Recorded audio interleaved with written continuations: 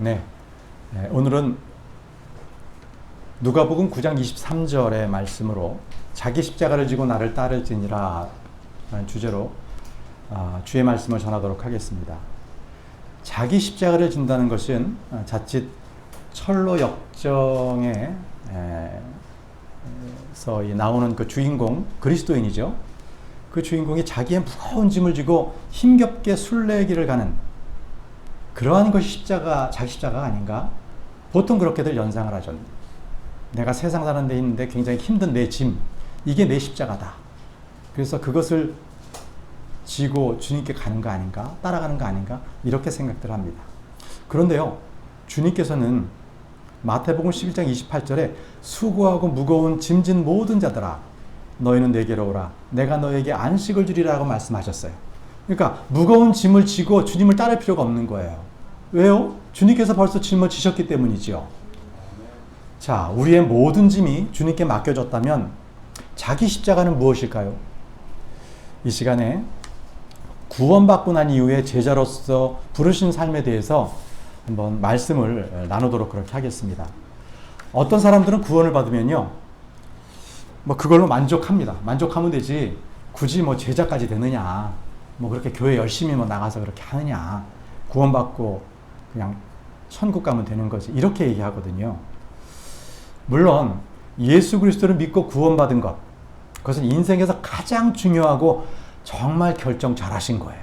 잘하신 거예요. 그렇지만 구원받는 것에만 만족을 하신다면 그것은 안 돼요. 예수 그리스도를 따르라, 이 하는 것은 하나님의 명령이기 때문에 그렇습니다. 명령입니다. 해도 되고 안 해도 되는 그 권변이 아니라 나를 따르라, 따를지니라 하셨거든요. 명령입니다. 요한복음 12장 26절에 어떤 사람이 나를 섬기면 그는 나를 따를지니라. 내가 있는 곳에 거기에 내 종도 있으리니 어떤 사람이 나를 섬기면 내 아버지께서 그를 존귀히 여기시리라. 나를 따를지니라. 내가 있는 곳에 내 종도 있으리니, 내 종 바로 제자입니다. 그렇죠? 내 아버지께서 그를 존귀히 여긴다고 하셨습니다. 이 명령은 약속이 분명하게 주어진 그러한 명령이지요. 예수님을 믿는 그 삶은 제자로서 부르심에 응하는 삶을 얘기합니다. 그게 제자로서의 삶이에요. 주님을 따르는 것. 예전에 그 후안 카를로스 오르티스라는 그 아르헨티나 그 목사님께서 지은 책이 있어요. 신자입니까? 제자입니까? 그 책을 한번 읽은 적이 있습니다. 신자는 모두가 이 제자의 삶을 따르도록 부름받았거든요. 말씀에서 분명합니다. 그런데 이제 주님을 따르는 대신에 그냥 세상을 따르는 사람들이 많지요. 교회 다니는 사람들 중에. 자신의 육신을 따름으로 해서 주님을 잘 따르지 못하기도 하고요. 자, 그 책에 보니까 어떤 사람이 군복을 입고 일을 하고 있었습니다. 그러자 지나가는 사람이 그 사람에게 군인이 여기서 뭐하고 계세요? 라고 했습니다. 그랬더니 뭐라고 답변했냐면, 저는 군인이 아니고요, 단지 군복을 내 이 일복으로 그냥 입고 있는 겁니다. 이렇게 얘기했거든요. 그는 군인이 아니었어요. 그죠? 지금에 살고 있는 우리의 이 교회에 다니는 신자들도 마찬가지예요. 저는 그냥 그리스도인이에요. 그저 교회만 다닐 뿐입니다. 이렇게 답변하는 거거든요.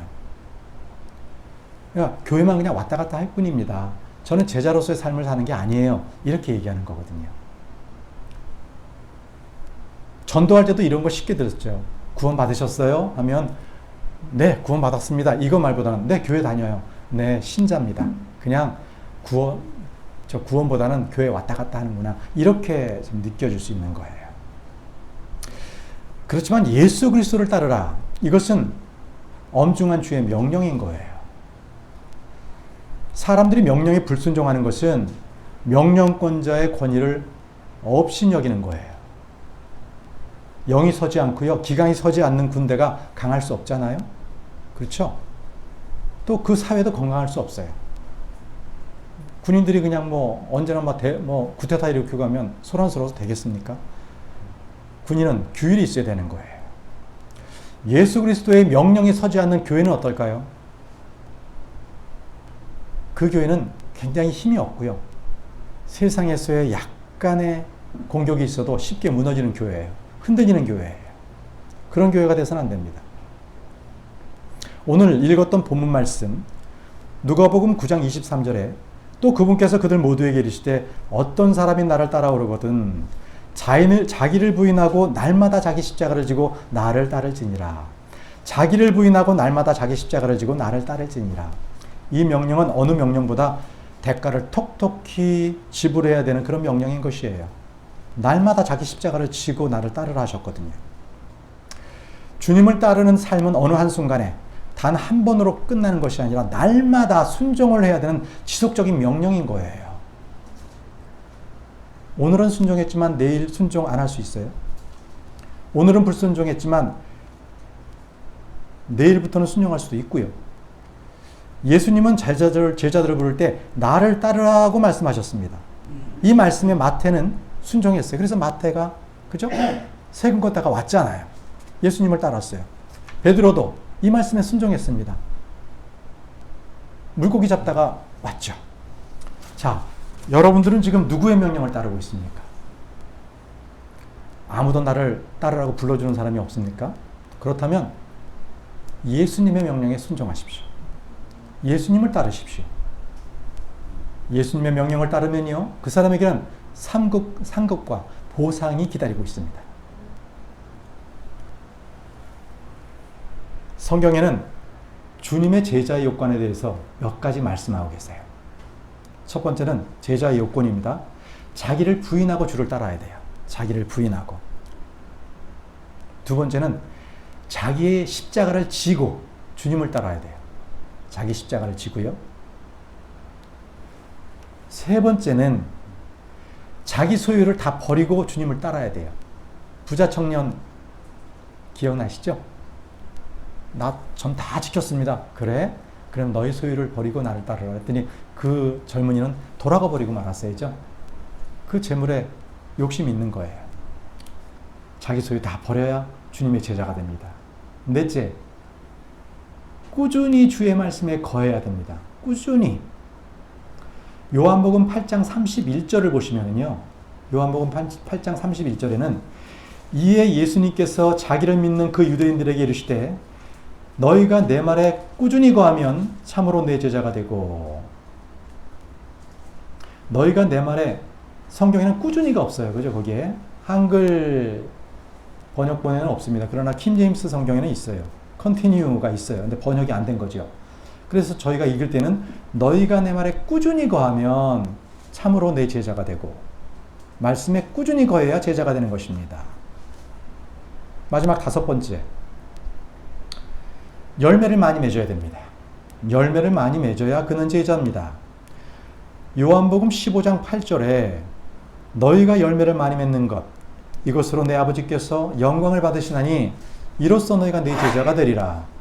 너희가 열매를 많이 맺는 것, 이로써 너희가 내 제자가 되리라 라고 말씀하고 계세요. 자, 신자와 제자를 한번 비교해 볼게요. 신자는 믿는 자를 신자라고 해요. 제자는 따르는 자입니다. 따르는 자. 주님을 따르는 자를 제자라고 해요. 신자는 믿으면 바로 신자가 되는 거예요. 제자는 주를 평생 따라야 되는 과정인 거예요. 신자는 값없이 선물로 받았어요. 그러나 제자는 값비싼 대가를 자기가 치러야 되는 거예요. 아까 보셨죠? 자기가 재산 다 버려야 돼요. 자기 부인, 섬김, 희생, 오래 참음, 고난, 배움, 이런 것들에 대해서 아주 대가를 톡톡히 치러야만 됩니다. 그게 제자예요. 구원은 믿음의 선물이에요. 그러나 제자는 믿음에 순종하는 겁니다. 구원을 받는데 훈련이 필요하지 않아요. 믿으면 되지요. 그러나 제자는 배움과 훈련이 뒤따라야 됩니다. 구원은 주께서 우리를 위해서 일하신 것을 그냥 받으면 돼요. 거저 받으면 돼요. 제자는요, 우리가 주를 위해 일을 해야 되는 거예요. 다르죠? 우리가 주님을 위해서 일을 해야 하는 것이 제자입니다. 구원받은 성도로서 우리는 그분의 자녀라고 불러요. 우리가 그래서 하나님의 자녀지요. 그러나 제자로서는요, 우리는 그분을 섬기는 종입니다. 우리가 종이에요. 그래 종의 비유가 많이 나오죠. 그건 제자에게 하는 얘기예요. 바로 우리가 제자입니다. 그럼으로써 우리는 종입니다. 제자와 종 구분하십시오. 우리는 이 시간에요, 믿고 난 이후의 영적 삶에 대해서 두 가지를 말씀드리려고 해요. 두 가지입니다. 하나는 방금 읽었던 누가복음 9장 23절의 말씀, 자기 부인, 자기를 부인하고 자기 십자가를 지고 주님을 따르는 것이 첫 번째예요. 이거는 아주 소극적이고요, 부정적인 면을 얘기하고 있어요. 또 하나는 그 이후에 내 이웃을, 내 형제를 사랑하라입니다. 내 이웃, 내 형제를 사랑하라. 이것이 두 번째. 이거는 긍정적이고 적극적인 면입니다. 근데 따로따로 떼어서는 안 돼요. 이 두 가지가 함께 가야 돼요. 내가 나의 십자가를 지고 주님을 따르지 않습니까? 그러면 내 형제를 사랑해야 돼요. 서로 사랑해야 돼요. 이 두 가지 진리가 함께 가야 됩니다. 예를 들어 볼게요. 여러분들 죄를 짓지 말라, 이걸로 끝나면 안 됩니다. 죄를 짓지 말고 의를 행하라. 의를 행해야 되는 거예요. 죄를 짓지 말라까지 반쪽으로 돼서는 안 되는 거예요. 내가 그리스도와 함께 죽었습니다. 죽고 끝나면 안 돼요. 그리스도와 함께 다시 살아나야 되는 거예요. 의가 돼야 되는 거예요. 그렇죠? 네, 한쪽으로 끝나는 거 아니에요. 고난 가운데 있으면 그 다음에는 영광이 있습니다. 또 죽음이 있으면 부활이 있는 거예요. 말씀드린 것처럼 십자가를 지라, 그 다음에는 꼭 내 이웃을 사랑하라가 뒤따라야 되는 것입니다. 이렇듯 진리는 두 가지가 함께 페어로 갑니다. 페어. 같이 가요. 어떤 사람이 주 예수 그리스도를 따르고자 할 때는 먼저 해야 될 게 자기 부인이에요. 자기 부인이 먼저 따라야 돼요. 자기 부인이라는 것은요, 내가 살지 않고 내 안에 계신 주님이 살고, 내가 행하지 않고 내 안에 계신 주님이 행하는 거예요. 자신을 주님 앞에 드려지는 것이에요. 자기 부인이라는 게. 나라는 게 없는 거예요. 나라는 게. 내 안에 계신 주님께서 나의 문제뿐만 아니라 내 자신까지도 그분께서 담당하시는 게 자기 부인이에요. 자기를 부인한다는 것은요, 내가 아닌 그리스도를 위해서, 나를 위해서가 아니라 주를 위해서, 나의 이익을 위해서가 아니라 하나님의 영광을 위해서, 이처럼 나라는 말 뒤에는 나는 아니요, 나, 셀프, 내 자신, 자아에 대해서는 아니요가 붙어야 되는 거예요. 자기 자랑, 자기 의, 자기 확신, 자기 믿음, 자기 능력, 자기 사랑, 자기 존중, 자기 높임, 이런 것들은 하나도 합당하지 않습니다. 결코 성경에서는 이 자기 뒤에 뒤따라오는 것은 오직 두 가지뿐이 없어요. 자기 부인, 자기 십자가, 이 두 가지뿐이 없습니다. 그 외에 그 어떤 것도 자기라는 나 다음에 붙어있는 수식어는 필요 없습니다. 오직 자기 부인, 그리고 자기 십자가, 이 두 가지만이 성경에서는 자기 다음에 나올 수 있는 그러한 말씀인 거예요. 우리 자아가 있어야 될 장소는 어디입니까? 그건 높은 곳이 아니에요. 바로 갈보리 십자가, 그 십자가에 못 박혀 있는 것이 나의 자아입니다. 죽어 있는 것이 나의 자아인 것이에요. 세상은 내 자아를, 당신 자아를 향상시키라고 하죠. 그것은 마귀의 가르침이에요. 내 자아는 십자가에 못 박혀 죽었습니다. 나는 내가 사는 것이 아니요, 하나님의 아들의 믿음으로 사는 거예요. 그렇죠? 네.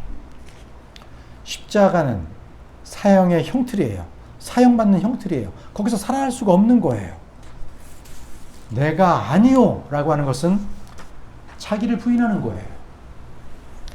육신의 본능은요, 언제나 자기를 드러내려고 애써요. 저도 그래요. 가끔 가다가 그냥 문득 내 자랑이 나오면 바로 자매가 그냥 막 기관총을 쏩니다. 제가 죽습니다. 자기를 드러내면 안 돼요. 자기를 높이고 자기를 자랑하는 것, 그것이 바로 자기 자랑이에요. 그렇게 하면 안 돼요. 자기 영광을 구하지 마십시오.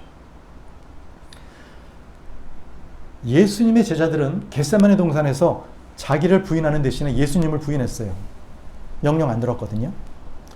베드로는 대제사장 관저에서 자기를 부인해야 되는데 예수님을 부인했어요. 그것도 3번씩이나. 구약의 아브라함의 아내 사라는 어땠습니까? 주님 앞에서 자기를 부인하지 않고 주님의 말씀을 부인했어요. 창세기 18장 15절에 보니까 그때 사라가 두려워서 주님께 부인하여 이르되 내가 웃지 아니하였나이다 하니 그분께서 이르시되 아니다 내가 웃었느니라 하시니라.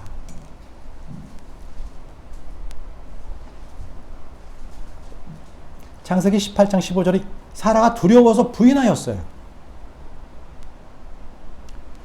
자, 하나님은 이스라엘에게 하나님을 부인하지 못하도록 언약을 주셨거든요. 그리고 표적도 주셨어요. 안식일은요, 안식일. 우리가 지켜야 될 게 아니에요. 하나님과 이스라엘 사이에 주신 표적이에요. 그것은. 그래서 안식일 지켜야 된다는 안식교도 있고 메시아닉주도 있고 그런데 다 그것은 헛일입니다. 헛일. 그건 우린 유대인이 아니에요. 할례는 어떻습니까? 할례. 그거는 아브라함과 그의 후손들에게 주어진 언약의 표적인 거예요. 그래서 우리는 할례 받을 필요 없죠. 그죠? 우리는 예수 그리스도를 믿는 순간 영적 할례를 받아요. 영적 할례는 나중에 우리가 성경 공부 시간에 또 자세히 다루겠습니다. 자, 여호수아는요. 그가 죽기 전에 세겜에서 백성들과 언약을 맺고 책에 주의 율법을 기록한 뒤에 큰 돌을 갖다 가져다가 주의 성소 옆 상수리 나무 밑에 세우면서 이렇게 말했어요. 여호수아서 24장 27절에 온 백성에게 이르되 보라 이 돌이 우리에게 증거가 되리니 주께서 우리에게 하신 그분의 모든 말씀을 이 돌들이 들었느니라. 이 돌들이 들었느니라. 그런즉 너희가 너희 하나님을 부인하지 못하도록 이 돌이 너희에게 증거가 되리라. 너희가 하나님을 부인하지 못하도록 이 돌이 너희에게 증거가 되리라 하고 이렇게 말씀했어요. 목적은 너희가 하나님을 부인하지 못하도록 하기 위한 것이었습니다. 누구나 주를 신뢰하면 자기를 부인하게 됩니다. 그런데 자기를 신뢰하게 되면 주님을 부인하게 돼요. 하나님을 신뢰하면 육체가 내게 할 수 있는 것은 내가 육체에게 할 수 있는 것을 두려워하지 않게 되는 거예요. 사람을 신뢰하며 육체를 무기로 삼으면 저주를 받을 수밖에 없어요. 사람들은 주를 믿는다고 하면서 자주 주님을 부인합니다. 이것이 사람의 연약함이에요. 잠언 30장 9절에 보면은요. 내가 배불러서 주를 부인하고 말하기를 주가 누구냐 할까 염려하오며 또 내가 가난하여 도둑질하고 내 하나님의 이름을 헛되이 취할까 염려하나이다. 배불러 주를 부인하고 말하기를 주가 누구냐 할까 염려하며 자신의 배가 불러도 주님을 부인한다는 얘기예요. 지위가 높아지고 돈을 많이 벌어서 부자가 되면 주님을 더 잘 섬길 수 있다고 그렇게 기도하는 사람들이 있지만 성경은 그런 사람들이 주를 부인하고 말하기를 주가 누구냐 이렇게 말한다는 거예요. 출애굽한 이스라엘은 수많은 표적과 주의 권능을 보았지만 그들은 주님을 계속적으로 부인했어요. 그들은 이방인이나 이교도들이 아니었어요. 우리는 그리스도인으로서 의에 대해 깨어있고 죄를 짓지 않으려면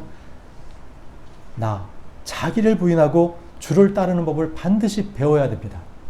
반드시 배워야 됩니다. 오늘 읽었던 누가복음 9장 23절을 보시면 또 그분께서 그들 모두에게 이르시되 어떤 사람이 나를 따르려거든 자기를 부인하고 날마다 자기 십자가를 지고 나를 따를지니라. 그들 모두에게 이르시되 나를 따라오려거든 자기를 부인하고 나를 따를지니라 이렇게 말씀하셨어요.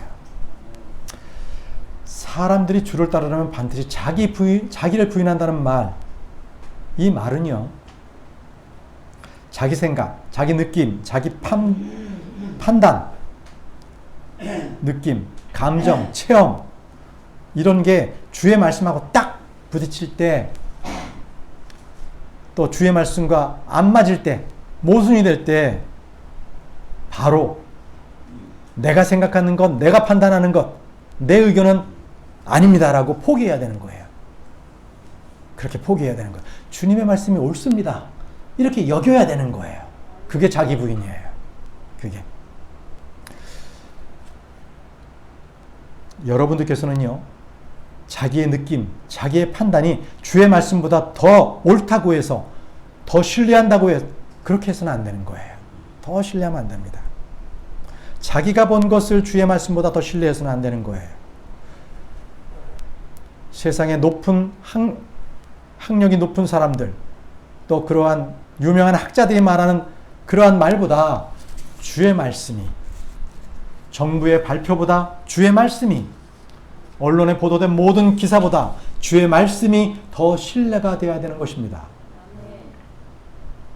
내가 들은 것, 내가 경험한 것, 이런 것이 주의 말씀보다 더 신뢰가 돼서는 안 되는 거예요. 이 항공기의 그 사고를 조사한 그 결과를 보면은요, 1950년부터 2019년까지 조사를 했어요. 일반 항공기 사고의 절반은요, 조종과 관련되는 문제였어요. 조종, 정비, 이런 메카닉의 문제가 아니었어요. 조종과 관련되는 휴먼 에러, 이런 것들이 절반이 넘었어요. 또, 공군기 있잖아요. 공군기. 이 공군기의 이 사고를 보면은요, 거기도 마찬가지로 기체 결함이나 기상의 문제로 추락하는 경우, 이런 경우도 있지만 대부분이 비행 착각, 조종사의 비행 착각으로 공중을 휘돌고 돌고 하니까 이게 하늘과 땅, 그 다음에 바다도 이게 하늘, 이렇게 푸르게 보이잖아요. 그러니까 바다로 그냥 들어가는 거거든요. 하늘인 줄 알고, 높으로 치솟는 줄 알고. 그래서 사고 나는 거예요. 착시 현상이에요. 그래서 조종사들이 받는 훈련은 딱 하나예요. 무조건 계기판을 갖다가 신뢰하는 훈련을 받아요. 무조건 어떤 상황에서 계기판을 보라는 거예요. 내 느낌, 내 판단 믿지 말라는 겁니다. 그것은 착시나 감각 이상이 올 수가 있기 때문인 거예요. 그래서 언제든지 조종사에게는 자기의 느낌, 보는 것, 듣는 것, 생각하는 것, 오감, 그 다음에 직감, 체험을 믿지 않도록 계속적으로 훈련합니다. 우리는 내 생각을 다 버리고, 내가 들었던 거 다 버리고, 오직 주의 말씀만 진리입니다. 그 말씀만이 옳습니다라고 신뢰해야 되는 거예요. 우리가 내 자신의 느낌을 신뢰하면 이런 문제가 생겨요.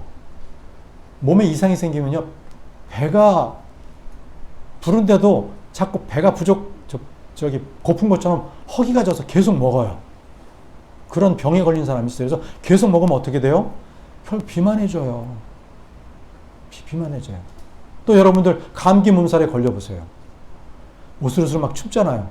뜨겁게 해도 난 추워요. 왜? 내 느낌이니까. 그렇게 느낌이 객관적이지가 않아요. 그렇죠? 그러나 하나님의 말씀은 언제나 팩트예요. 사실입니다. 역사적 사실이고요. 실제적인 거예요. 하나님의 말씀에 신뢰하시기 바랍니다. 내 느낌이나 감각, 체험은요, 불완전하고 상대적인 거예요. 때로는 내 눈을 속여서요, 그것이 나의 착각을 일으켜요. 내게 혼란을 주고요. 감정, 수시로 변해요. 그렇기 때문에 신뢰할 수 없어요. 신뢰해서도 안 돼요. 내 자신을 신뢰하지 마세요. 늘 상대적입니다. 좋았다가도 갑자기 뭔가 비교가 되면 갑자기 안 좋아지고, 그게 나예요, 나. 내 자아를 부인하십시오. 십자가 앞에 못 박으십시오. 더 이상 그것은 내 자신에겐 필요 없는 거예요. 오직 예수님만이 내 안에 주인 되시고 그 말씀으로 내가 살아가면 저에게 그 결말은 상급과 유업이 기다리고 있어요. 믿으시기 바랍니다. 사람의 눈에는 좋게 보이는 것도 그 끝은 사망의 길이에요. 잘못 보기도 하고요.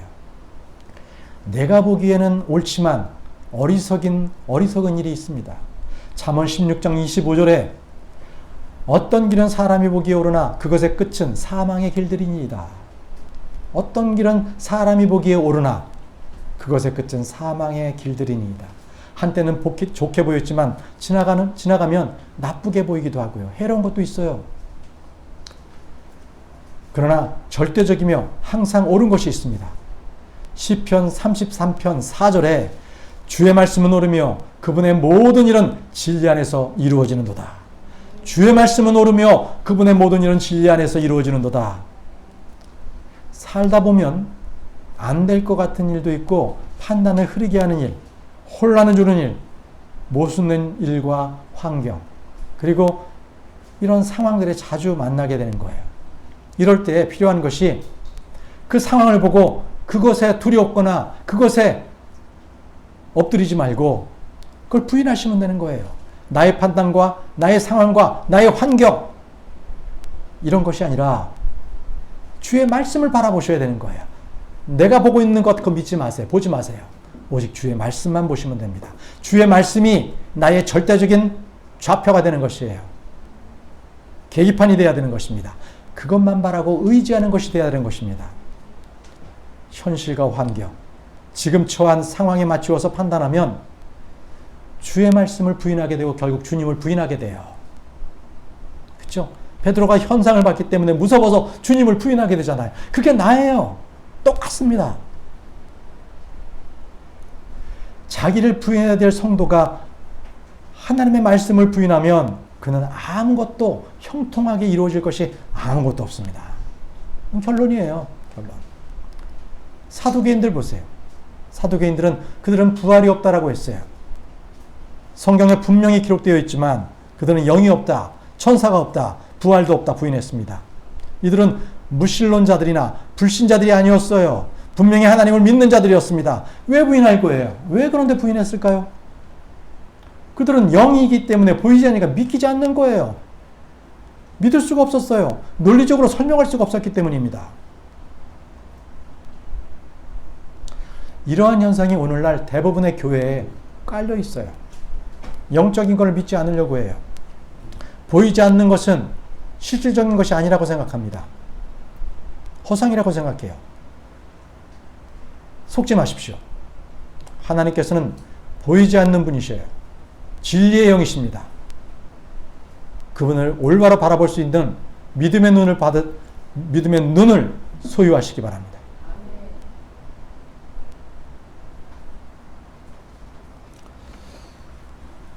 베드로는요, 주의 말씀보다는 자기 주장, 자기 생각이 더 옳다고 믿었어요. 그래서 주께서 베드로에게 마태복음 26장 34절에 이 밤에 수탉이 울기 전에 내가 3번 나를 부인하리라 이렇게 하셨거든요. 그때 베드로는 35절에 내가 주와 함께 죽을지언정 주를 부인하지 아니하리이다. 그는 부인했잖아요. 그죠? 주의 말씀은 옳아요. 그러나 베드로는 자기의 느낌상 부인할 것 같지가 않아서 부인 안 하겠다고 했어요. 그러나 그도 부인했고 그 제자들도 그렇게 똑같이 말했죠. 주의 말씀과 베드로의 말 중에 어느 게 옳습니까? 주의 말씀이 항상 옳습니다. 언제나 주의 말씀이 옳습니다. 우리는 자기 자신을 보고 판단하지 않습니다. 자기 느낌으로 판단하지 마십시오. 다른 사람을 보고 비교 판단하지 마십시오. 오직 주의 말씀만 보고 판단하시기 바랍니다. 이것이 자기 부인이에요. 이것이. 살아는 주께서 생명의 때에 따라 한 아이를 주실 것이라는 것을 말씀하시자 처음에는 웃었습니다. 그죠? 자기 나이가 있고 스스로 자기 몸 상태를 너무나 잘 알고 있었어요. 89세인 사라의 몸은 의학적이고 생물학적으로도 아이를 낳을 수가 없는 그런 상태인 걸 자기가 잘 알았어요. 그녀는 처음에는 그 말씀을 듣고서는 웃었죠. 믿지 않았죠. 그런데 후에 사라의 판단을 보십시오. 히브리서 11장 11절을 보겠습니다. 히브리서 11장은 믿음의 장입니다. 히브리서 11장 11절.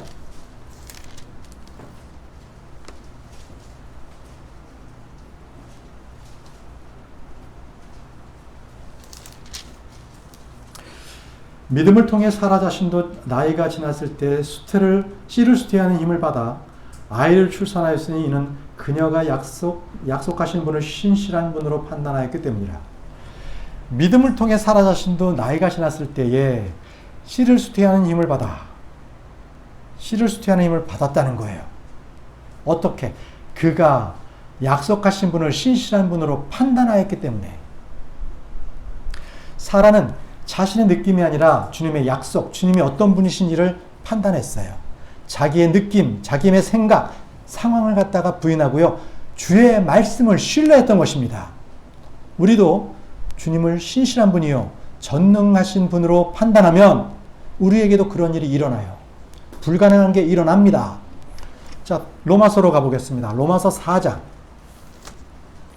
19절에서 22절입니다. 로마서 4장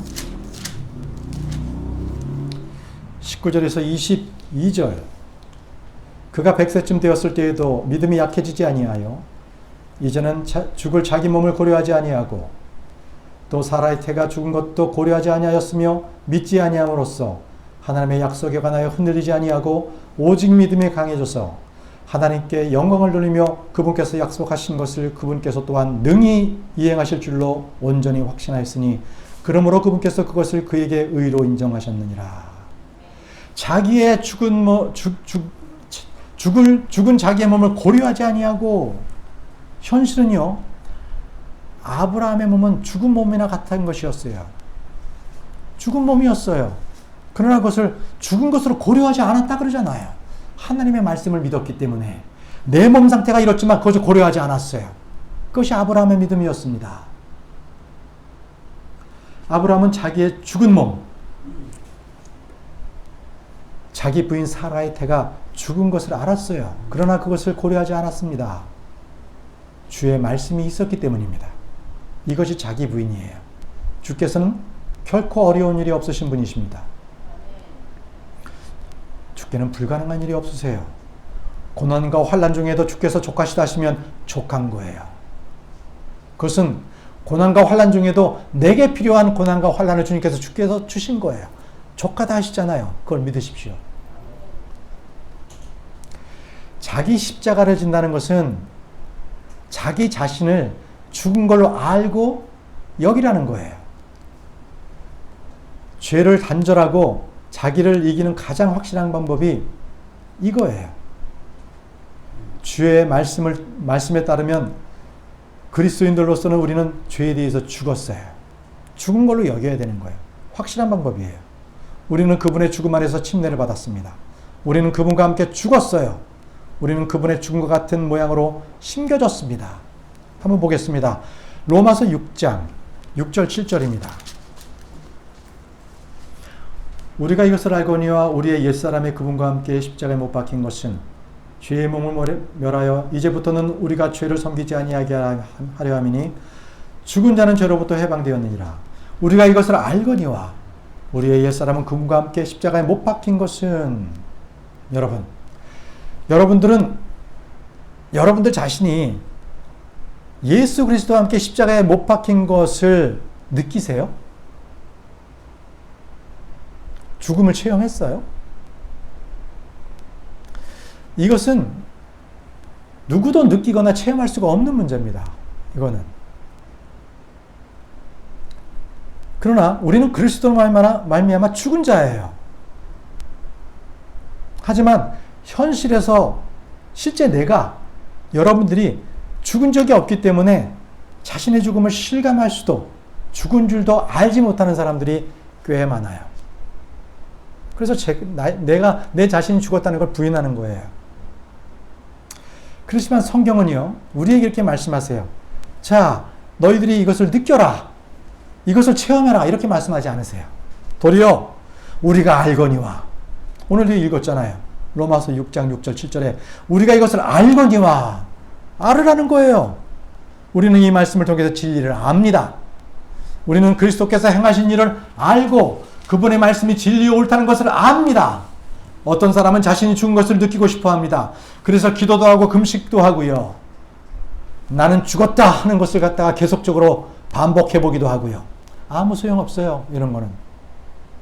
문제는 느껴야 되는 것이 아니라 말씀을 통해서 알아야 되는 것이기 때문입니다.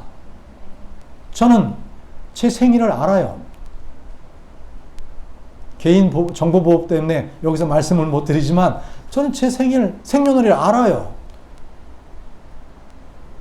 그러나 저는 한 번도 내가 태어난 날을 갖다가 느껴보진 못했어요. 기억나지도 않고요. 기억할 수도 없어요.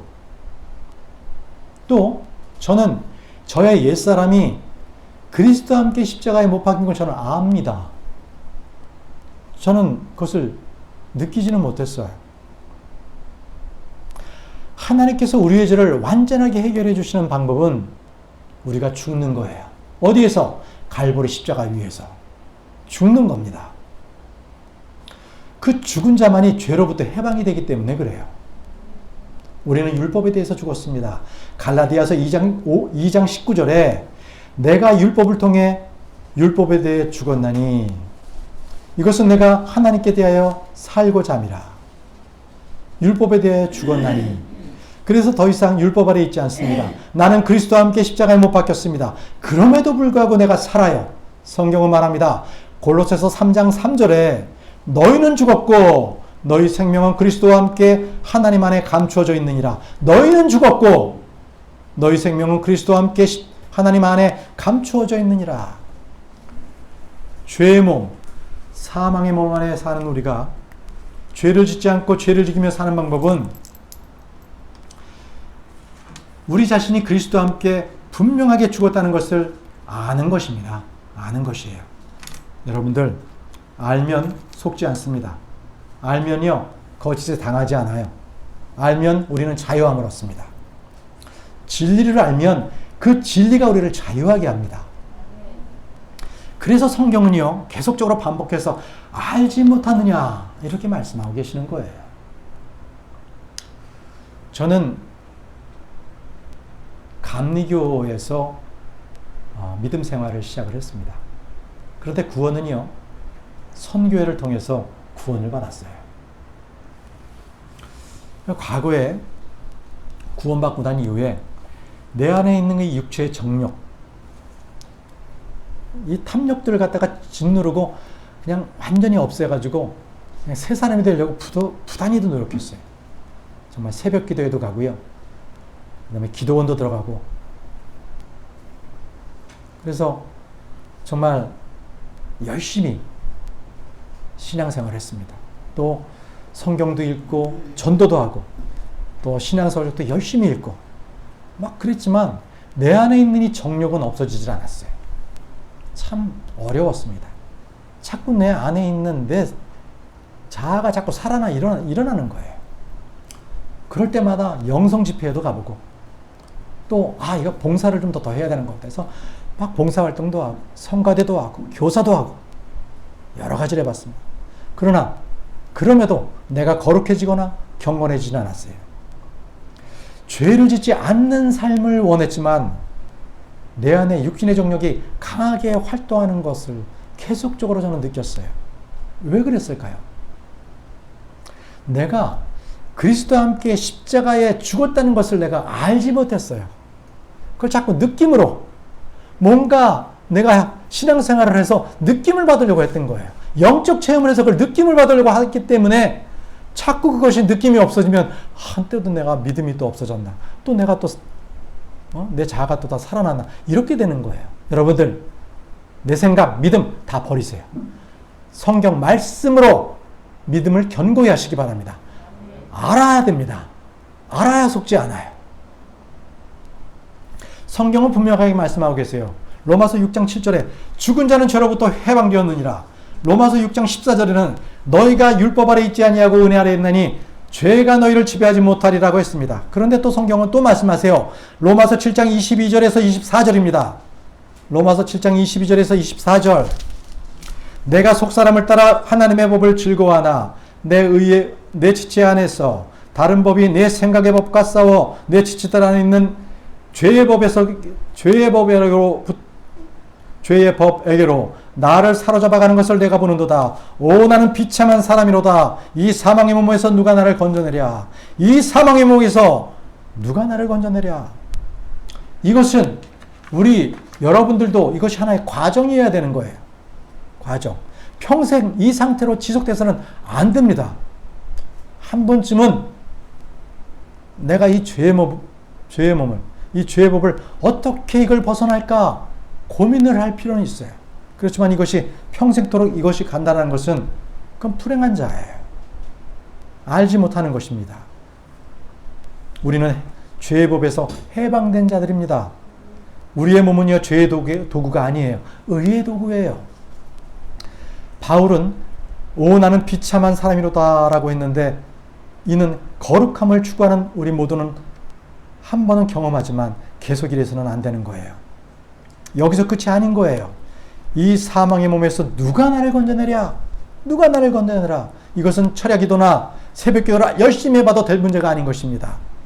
사도 바울도 자신의 문제를 스스로 해결하지는 못했어요. 죄의 법에 사로잡힌 나, 사망의 몸에서 나를 건져주실 분이 누구입니까? 예수 그리스도입니다. 예수님의 길입니다. 예수님이 진리입니다.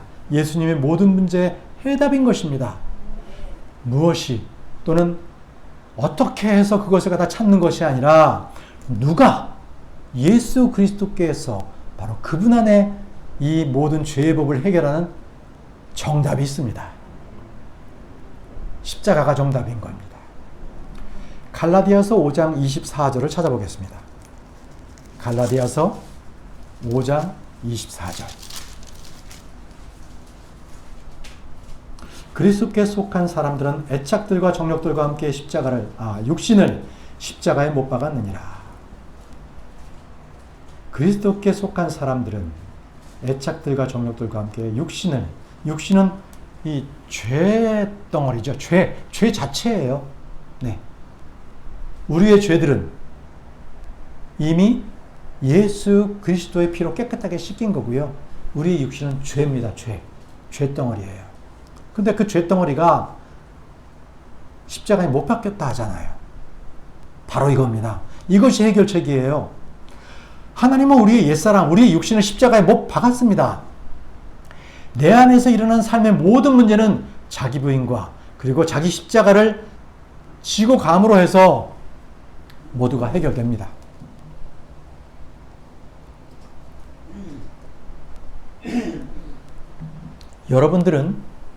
여러분들 자아가 죽었습니까? 옛사람이 죽었습니까? 육신이 죽었습니까? 애착들과 정욕들과 함께 십자가에 못 박았습니까? 그 육신을 못 박았냐고요.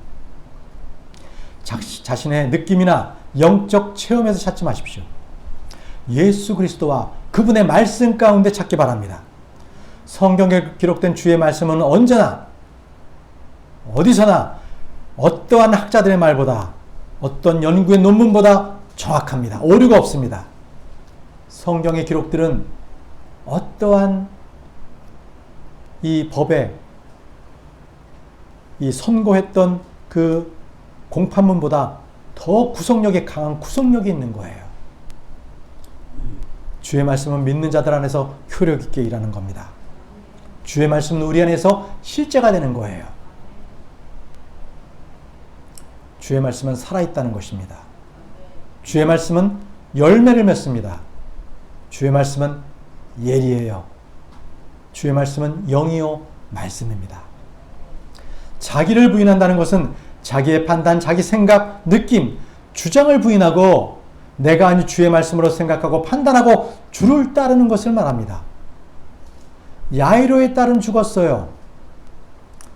이것은 그때 수많은 사람들이 확인하고, 그죠? 객관적인 사실로 인정이 되었습니다. 그러나 주님은 뭐라고 말씀하셨죠? 그 소녀는 죽지 않고 잔다라고 하셨습니다. 많은 사람들의 반응은 비웃었죠. 아이고, 저 메시아가 맞아? 아니 뭐 사람들 병 고쳤다는데 죽었는지 살았는지도 구분 못해가지고 잔다라고 얘기해? 비웃었어요. 나사로는 어땠어요? 그는 죽은 지 사흘이 지났을 때 주님께서 가셨어요. 그렇죠? 무덤에서 묻힌 상태였습니다. 썩어가고 있었어요. 그런데 주님은요, 우리 친구 나사로가 잠자는도다, 이렇게 말씀하셨어요. 잠자는도다. 그러면 여러분들 누구 말이 맞습니까? 아멘. 주님의 말이 맞습니다. 내가 눈으로 보고 사람들이 확인한 것에, 그것에 여러분들 꽂히지 마세요. 부인하시기 바랍니다. 오직 예수님의 말씀만이 실질적인 사실인 것입니다. 우리는 과학자들, 전문가들, 경험자들, 현재 내가 보고 느낀 것들에 대해서 그 말들보다도 주의 말씀을 더 신뢰해야 되는 것입니다. 그게 바로 자기 부인이에요.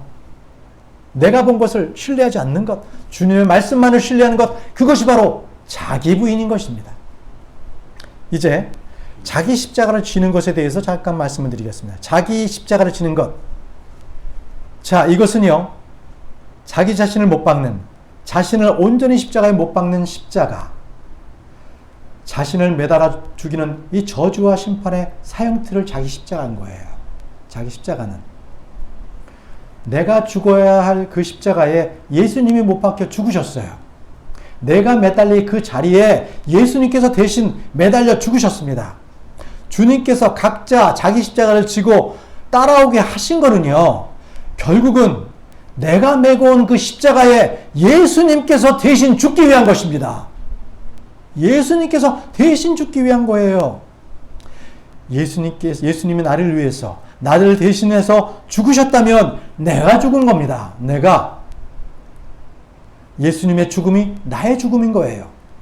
우리의 모든 짐은 주님에게로 옮겨졌습니다.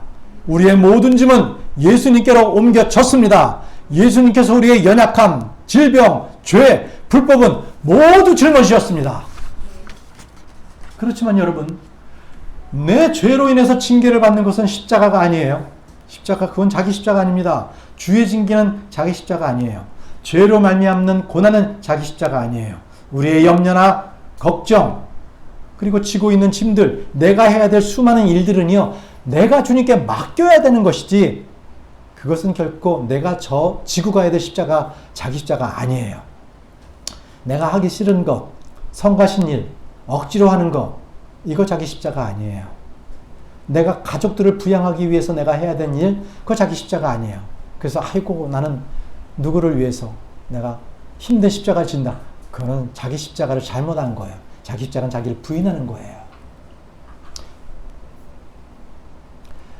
그렇기 때문에 우리는요, 자기 십자가라는 이 말을 아무거나 이렇게 갖다 붙여서 자기 십자가라고 얘기해서는 안 됩니다.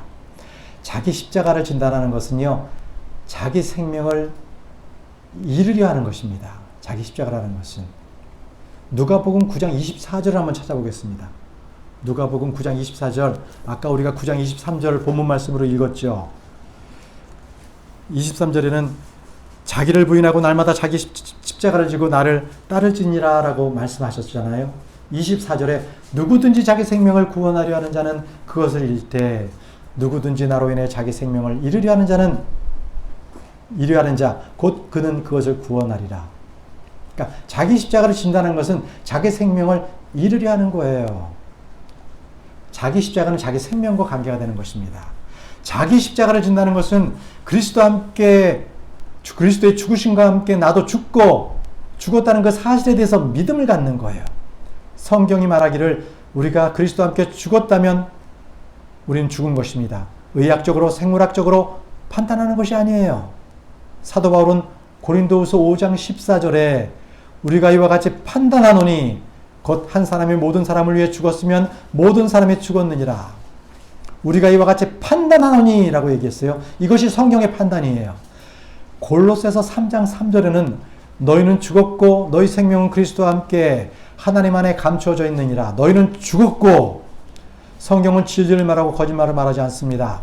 갈라디아서 2장 20절에는요. 내가 그리스도와 함께 십자가에 못 박혔으나 그럼에도 불구하고 사느라. 그러나 내가 아니요 그리스도께서 내내 사시느니라. 내가 그리스도와 함께 십자가에 못 박혔으나, 자, 못 박혔다면 나는 그리스도와 함께 죽은 것입니다. 갈라디아서 5장 24절에는 그리스도께 속한 사람들은 애착들과 정욕들과 함께 육신을 십자가에 못 박았느니라. 육신을 십자가에 못 박았느니라 라고 말씀하고 계십니다. 이것이 바로 그리스도인이에요. 그리스도인들은 애착들, 정욕들과 함께 육신을 십자가에 못 박았습니다. 누가 여러분들을 무시하고 조롱해도, 오해하고 욕을 해도 죽은 자는 반응할 수 없습니다. 그렇죠? 죽은 자는 갈등과 다툼 속에서 싸울 일이 없습니다.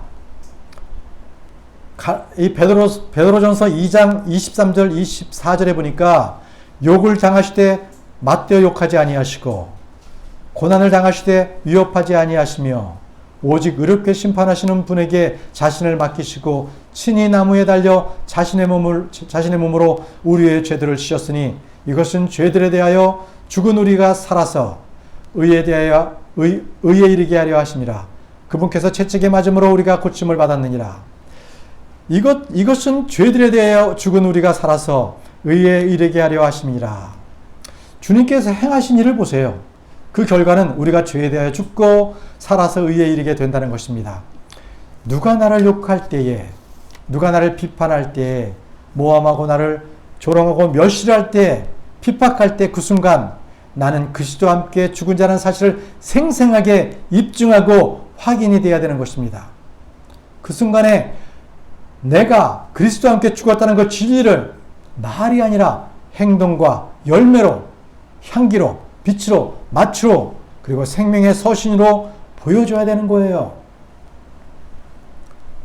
누군가 말대로 안 되는 것으로 나를 욕하고 따지고 들 때, 모함할 때 그냥 닭벼슬이 그냥 서듯이 푸르르 그냥 진노해가지고 대들지 마시고요. 나는 그리스도와 함께 죽은 자로서 그의 욕설에 대해서 선한 말로, 그의 악한 말에 대해서 예수 그리스도의 사랑으로 대해가지고 내가 그리스도임을 갖다가 입증하는 여러분들이 되시기 바랍니다. 베드로전서 3장 9절입니다. 베드로전서 3장 9절.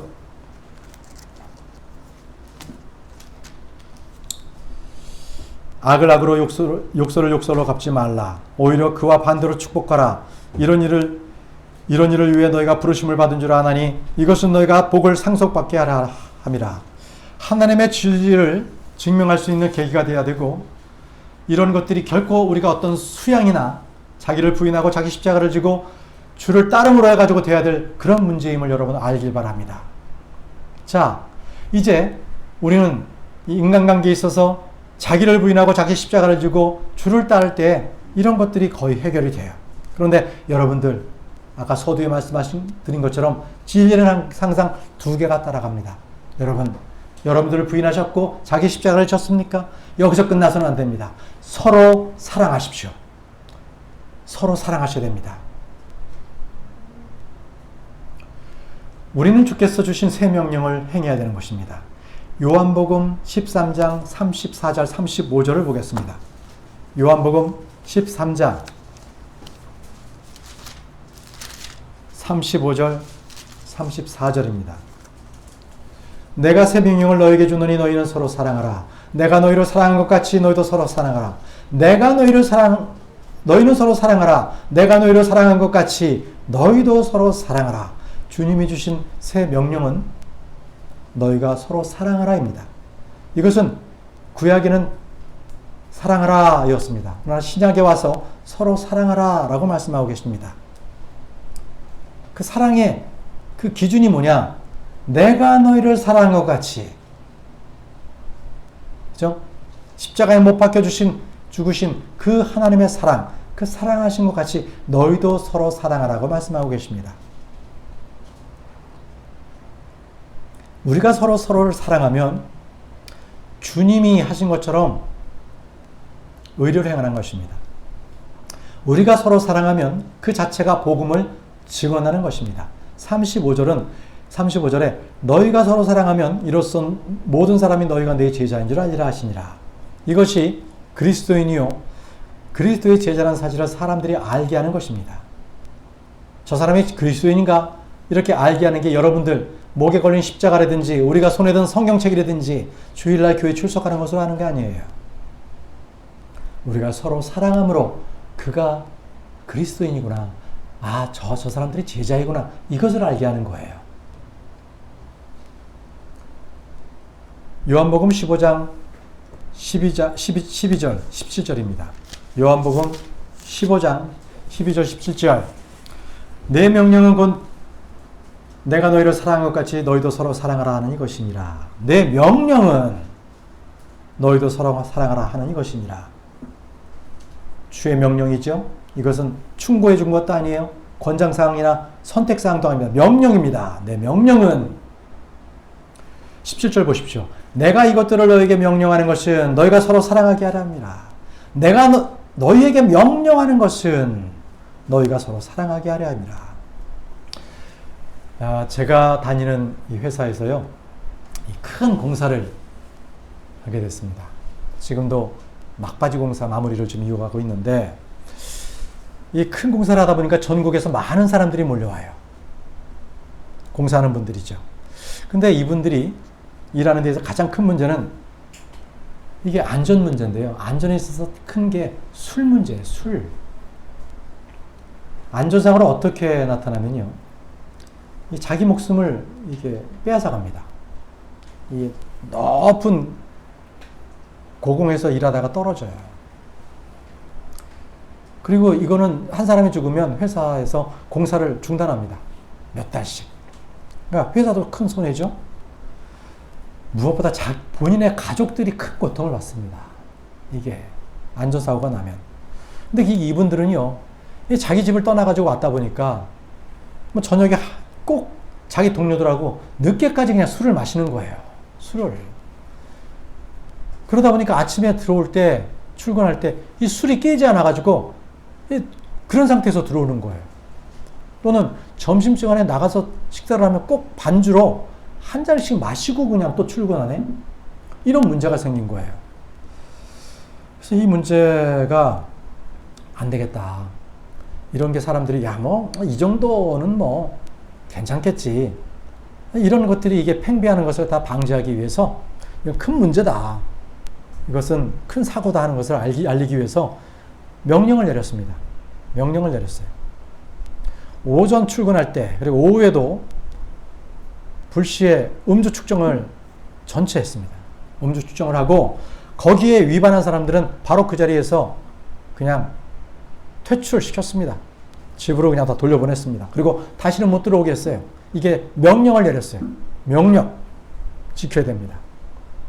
그랬더니 이분들이 이거 그거 해도 해서 걸리면 이제 끝이니까 어떻게 되겠어요?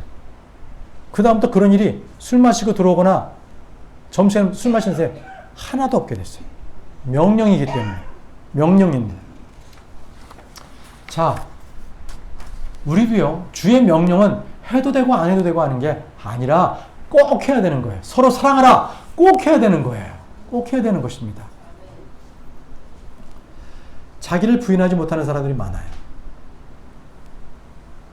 자기를 부인하지 못하면 꼭 나에 대해서 하나님께서 나에 대해서 좀 맞춰달라고 하는 거예요.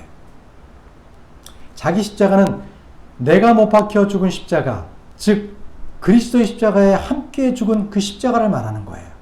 그 십자가를. 그래서 그 십자가에 죽은 사람은 결코 누가 어떤 얘기해도 거기에 반응하지 않습니다. 내가 죽은 자이기 때문에 그렇습니다. 누가 욕을 해도, 누가 나를 칭찬해도 그것에 우쭐대지 않습니다. 내가 죽었기 때문에. 여러분, 주의 명령은 서로 사랑하라는 것입니다. 그 말씀에 따라서 온전히 행할 수 있도록 하시는 여러분들이 되시기 바랍니다. 사랑은 서로 채워주고 오래 참고 친절하지요. 자기 것을 갖다가 사랑은 추구하지 않습니다. 쉽게 성내지도 않고요. 사랑은요, 악을 생각하지 않아요. 사랑은 불법을 미워하고요. 그죠? 악을 사랑하지 않습니다. 사랑해 보십시오. 사랑은 불법을 기뻐하지 않는다고 하지 않습니까? 그렇죠? 서로 사랑하신 여러분들 되시기 바랍니다. 이제 말씀을 정리하겠습니다.